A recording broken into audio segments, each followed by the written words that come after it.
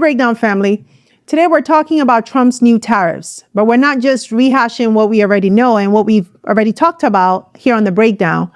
We're asking a bigger question, more critical question, one that many of you have actually raised in the comments. And yes, I read all of them. Keep them coming. What if beneath the chaos, there's an opportunity? Hear me out. What if this global trade war, this economic earthquake triggered by Trump's America First agenda, actually opens a door for Africa? Could the continent position itself to become a leading trading partner to the US as an alternative to China? And even beyond that, could this be the moment Africa finally bets on itself to grow intra-African and Afro-Caribbean trade, to build a self-sufficient inter-regional economy that doesn't just survive global shocks, but helps reshape the architecture of global commerce entirely? Because let's not forget, there was a time when Africa didn't just trade with the world, it was the world's most interconnected trade zone. Before colonialism, before extraction, African civilizations built vast, thriving networks across empires, regions, and coasts. Gold, salt, textiles, knowledge. Africa wasn't waiting for the world. It was running it. So today on The Breakdown, we're asking, can Africa flip this global trade war into a moment of strategic advantage? And what would that actually look like? It's going to be a good one. But before we dive in, I want to invite you to be a part of something bigger. Here at Planet Genius TV, we're building a space for global Black stories that are told with truth, care, and power. If this matters to you, hit subscribe, tap the bell, and consider joining our membership or dropping a super thanks to support this work. Now, let's break it down. Okay, so to understand the stakes here, let's recap the recent events. On April 2nd, President Trump stood at a podium in Washington and declared a national economic emergency, and in his words, liberated American trade from what he called decades of bad deals. Really bad deals. Then came the policy, a sweeping 10% tariff on all imports from every country, no exceptions, no allies spared.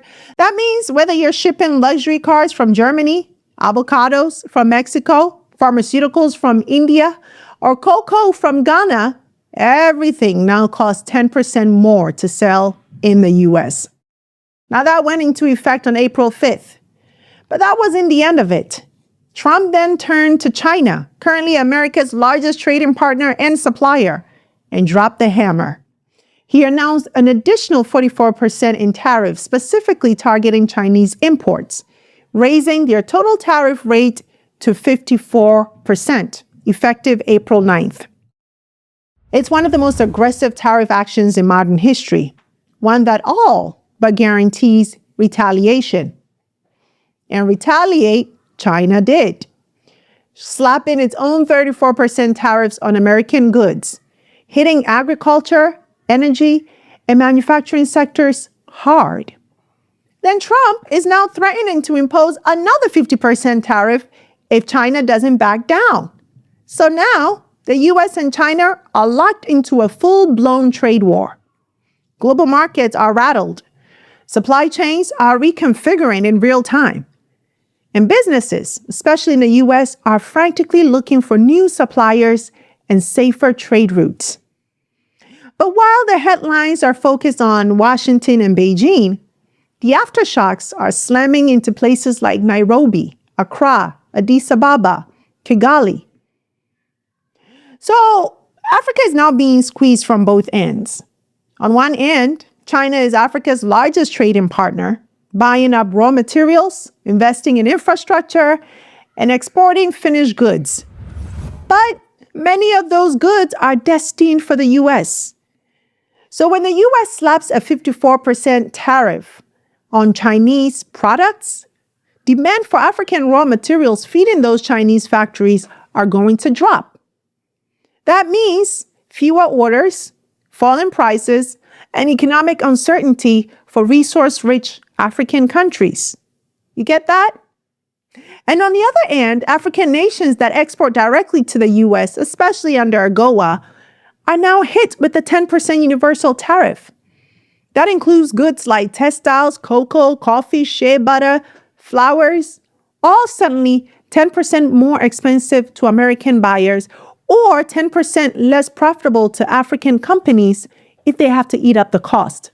In short, Africa just became more expensive on both sides of the global trade triangle. This isn't just a business problem. It's a development problem, a jobs problem, and a growth problem. But here's the thing about disruption. It creates space to reset, to re-strategize, to ask better questions. And let's be honest, trade is something every nation needs, right? No country can thrive in isolation. Not the US, not China, and definitely not the nations of Africa. So the question is, what's the opportunity behind this crisis? It's a good question to ask. And how can Africa use this moment to build not just exports, but actual power? Inside this factory in southern China, Ace Headwear is trying to keep up with both demand and this week's seismic change to global trade. The factory sews, embroiders, and finishes hats for well-known brands sold in the U.S. like Wilson and Fila. This is for USA market, see. And has licenses for the sort of Major League sports gear that Americans buy or wear every day. This one company is making more than 2 million hats a year, and 40% of them are going to the U.S. But now that President Trump has slapped at least 54% tariffs on all goods made in China, from toys to plastics to car parts, basically everything. That's the result. Ace owner Jeffy Ma says he can't absorb the costs. As I told you, manufacturing profit is very low. Even in China, very low. So we cannot afford those tax. It means those tariffs will show up as higher prices for his American buyers. So anyone who buys a baseball hat, a trucker hat, a fishing hat, anything. Yeah, anything. So you can compare. That's why USA the prices goes up. All the products prices goes up. And it won't be just these hats. With an abundant supply chain and cheaper labor, China has long been the world's factory. 80% of all toys sold in the United States are made in China. That's not just imported toys, but 80% of all toys sold in America. For clothing and footwear, 29% of what's sold in the U.S. is made here. Major brands are set to take a major hit. Adidas has 82 factories in China. H&M makes half its clothes here and in Bangladesh, which was hit with a 37% tariff. And Nike, 18% of its products are made here and a full half of it made in Vietnam, which will see tariffs of 46%. I think all of us in the supply chain, from the brand to the manufacturer in the supply chain, I think all of us are influenced, are affected. The Ace Headwear strategy: sell more to China and other markets in Asia as the costs of doing business with the U.S. and the stakes go higher.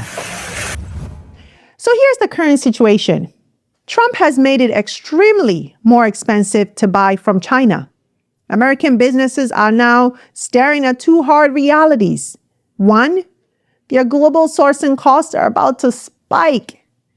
And two, their deep dependence on China has become a political and financial risk. And that combination right there is forcing a rethink of everything from supply chains to supplier relationships. Suddenly, companies that have relied on China for decades are asking, who else can we work with? Where else can we go? Because let's face it, Washington doesn't just want cheaper alternatives. It wants strategic alternatives, partners who aren't geopolitical rivals.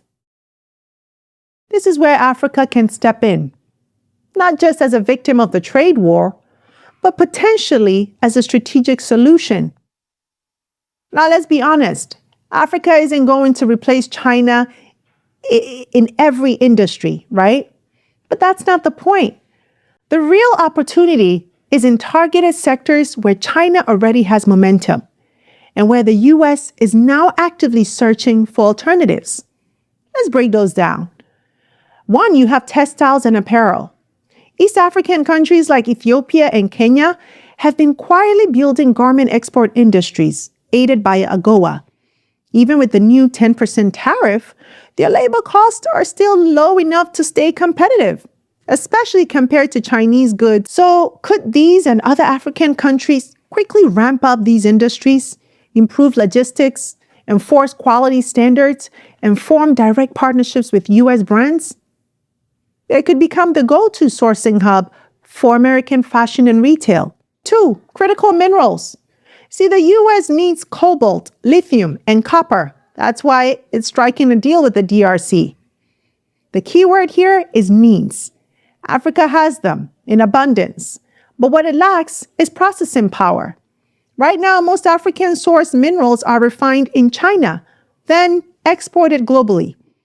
But if African nations can invest in local processing, they could cut China out of the middle and become indispensable to the West's green tech and electronic supply chains.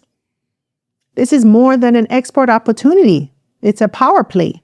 Three, agriculture and agro-processing. See, Africa already feeds the world in many ways. Our coffee from Ethiopia, cocoa from Ghana, avocados from Kenya, and it holds over 60% of the world's uncultivated arable land. 60%. What's been missing is the infrastructure to scale, the investment to modernize, and the marketing to compete globally. But now, as American buyers are scrambling to diversify their sources, Africa's agricultural edge suddenly looks like a strategic asset. And this isn't just about raw exports, right? It's about building agro-processing industries that create jobs, add value, and keep more money on the continent. Then you have light manufacturing and pharma. Morocco is making auto parts. Egypt and South Africa are expanding pharmaceutical production. Rwanda is pushing into electronics assembly and medtech.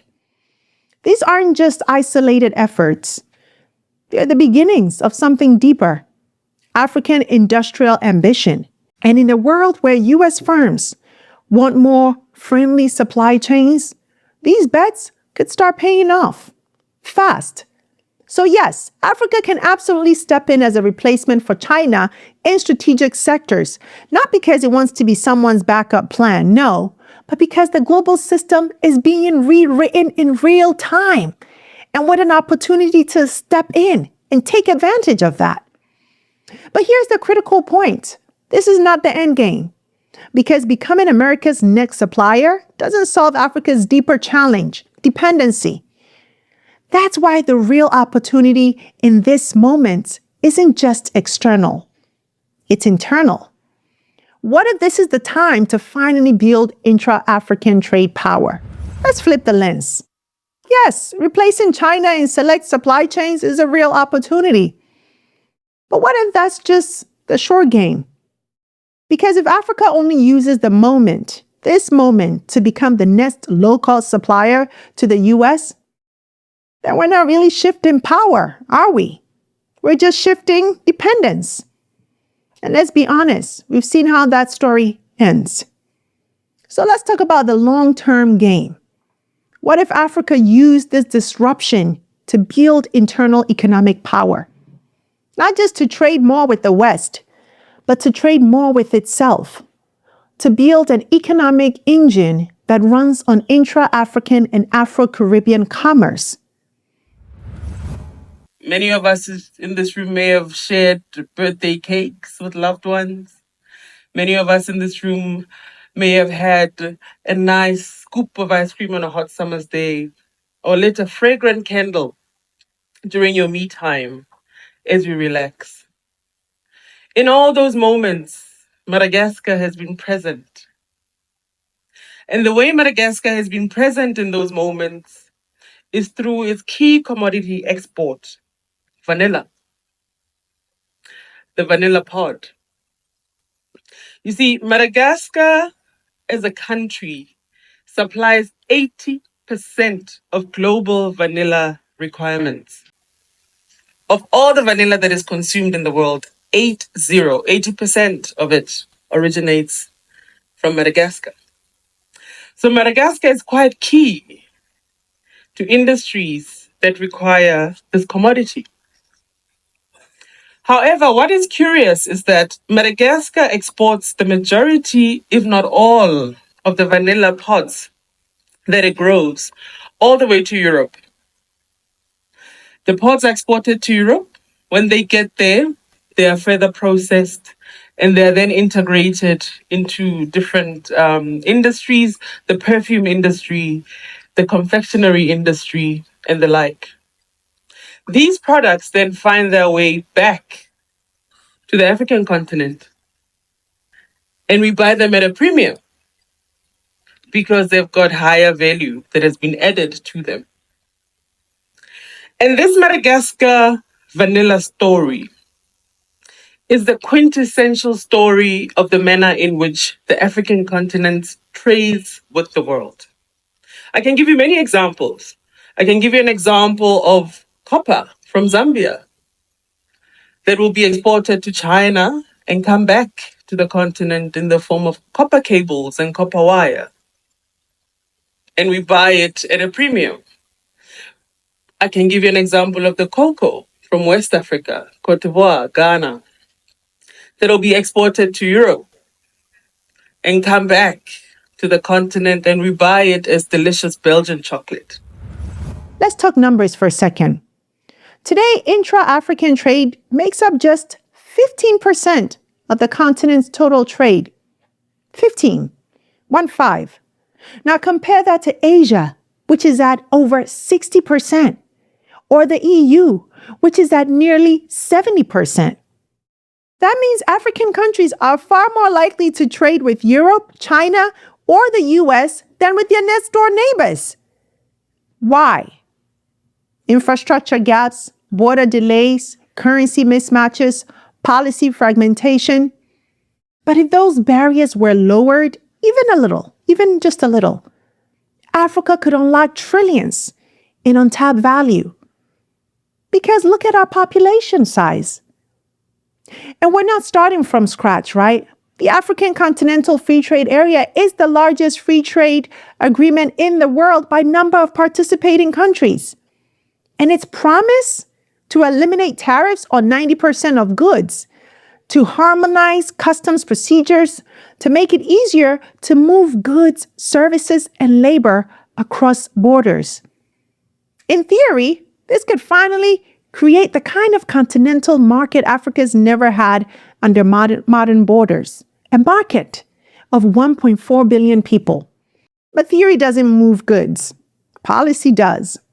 Coordination does. And that's where the work is still ahead. And we can't stop at continental borders. The Caribbean is part of the same story, same history, same people, same struggle for sovereignty and economic agency. Yet Africa and the Caribbean barely trade with each other. There are no major shipping routes, no regional banking, bridges, no cultural trade corridors, at least not at scale. And yet, the potential is massive. So I want you to imagine if Accra could export textiles directly to Kingston. If St. Lucia could source cocoa or shea butter from Ghana, not Europe. If Nigeria and the Dominican Republic could co-invest in agro-processing plants. To build this kind of intra-African and Afro-Caribbean trade power, we would need more than goodwill. We need trade-friendly policies, cross-border financing, regional manufacturing zones, digital payment systems, and yes, better roads, ports, and broadband. Because trade doesn't just move on ideas, right? It moves on infrastructure and the political will to choose each other, not just when the West falters, but as a long-term play for dignity and development. So what's the real opportunity in Trump's trade war? Yes, become a strategic partner to the U.S., but more importantly, become a strategic partner to ourselves. This is the deeper question behind it all. What if Africa stopped chasing seats at other people's tables and finally built one of its own? And let's pause for a moment. Because this idea of Africa trading with itself, it's not new. It's actually ancient. You know, I love to refer back to history here on The Breakdown to give us some context. And there was a time, long before colonialism, before partition, before borders drawn in Berlin, when Africa was one of the most powerful trading civilizations on earth. Let's take it back. The Mali Empire. In the 13th and 14th centuries, the Mali Empire was the beating heart of global trade. Its cities, Timbuktu, Gao, Djenné, were not just cultural capitals. They were commercial giants. They traded gold, salt, ivory, books, textiles, not with Europe, but with other African regions and the Islamic world. Mansa Musa, the richest man recorded in history, built a trade empire that stretched across West Africa without colonial middlemen. Then you have the Swahili coast. On the other side of the continent, East African city-states like Kilwa, Mombasa, and Zanzibar dominated Indian Ocean trade. Gold from Zimbabwe, spices and timber from the interior, ivory from the Great Lakes, all moving between African ports and into Arabia, India, and Southeast Asia. This wasn't foreign aid. This was African commerce, powered by African enterprise, African sailors, and African currency. Then you have the Great Zimbabwe civilization. Further south, Great Zimbabwe controlled regional trade routes, built massive stone cities, and exported gold and cattle across the continent. It was a self-sustaining economic system, a whole system that was rooted in intra-regional exchange. And don't forget, trade wasn't just about goods. No, it was about ideas. Timbuktu was a global center of scholarship with thousands of manuscripts on law, science, and economics circulating internally long before the printing press hit Europe. That's right. The point is this: Africa once ruled the world, not through conquest, but through commerce. It wasn't dependent. It wasn't waiting for handouts. It was interconnected, innovative, and independent. So when we talk about building intra-African trade today, we're not inventing the future. No, we're just reclaiming the past and updating it for a new century. Now let's make something clear. The two paths we've explored in this episode, they're not mutually exclusive. This isn't a binary choice between becoming America's next supplier or building intra-African trade. No, Africa can do both. Yes, and it should.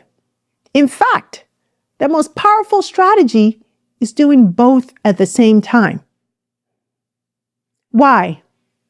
Because they both require the same foundational investments, the same muscles, the same mindset, and the same political will. Let's connect the dots. If Africa wants to become a global export hub, replacing China in textiles, minerals, or agriculture, what does it need? It needs strong infrastructure. It needs stable regulations. It needs industrial zones and manufacturing capacity. It needs trade logistics and financing systems. Now ask yourself, if Africa wants to build vibrant intra-African and Afro-Caribbean trade networks, what does that require? The exact same things. Whether you're exporting to Chicago or trading with Accra from Abuja, you need ports. You need roads, rail, processing plants, power grids, policy harmonization, and digital infrastructure. So here's the good news. Africa doesn't need two strategies. It needs one coordinated economic vision that can unlock multiple outcomes in this moment. So what does that look like in practice? Here are 5 practical steps. 1, invest in industrialization. We need to stop exporting raw cocoa and importing chocolate immediately. We need to stop mining cobalt and buying back batteries immediately. Africa must move up the value chain, and that means building factories, not just digging resources. 2, we need to prioritize infrastructure that connects economies, roads, railways, power grids, ports, but built for trade, not just politics. Projects like the African Integrated High-Speed Rail Network and regional energy corridors need fast-tracking and funding. And let's make sure they're not only connecting to China. I know China is funding Africa's infrastructure, but let's make sure it's connecting to the Caribbean as well. 3, we need to streamline trade policy across borders. The African Continental Free Trade Agreement has to be more than a headline. Countries must eliminate redundant tariffs, align customs processes, and digitize cross-border trade to reduce delays and corruption. 4, we need to start building a continental logistics and payment system. Africa needs its own DHL, its own Stripe. Now, there are some great options on the continent right now that are ready for scale. We need our own freight corridors and fintech infrastructure to move goods and payments efficiently, both regionally and internationally. And number 5, we can support SMEs and the informal sector. Big industry matters, but small businesses, they are the backbone of African economies. Governments should offer targeted support, access to credit, export coaching, yes, digital tools to help local producers reach both regional and global markets. And here's the big takeaway. Africa cannot build this vision alone. This is where everyone with a stake in the continent's future needs to show up. We need investors. We need private equity. We need venture capitalists, development finance institutions, African billionaires. Yes, the one on the Forbes list and the ones that are not. Diaspora entrepreneurs, everyone who wants to see the continent rise. This is the time, not tomorrow, now. Trump has given us a window of opportunity to now set new rules. And African leaders, this is the moment to be intentional. Put out the press releases, call the investors, host the global road shows, scream to the world that Africa is open for business and it is open for strategic investments. Don't wait for someone to discover the opportunity. Define it. Tell them what you need. Show them where they can invest and make it crystal clear what you're doing to make it easier. The incentives, the tax breaks, the regulatory reforms, the success stories. This is not about charity.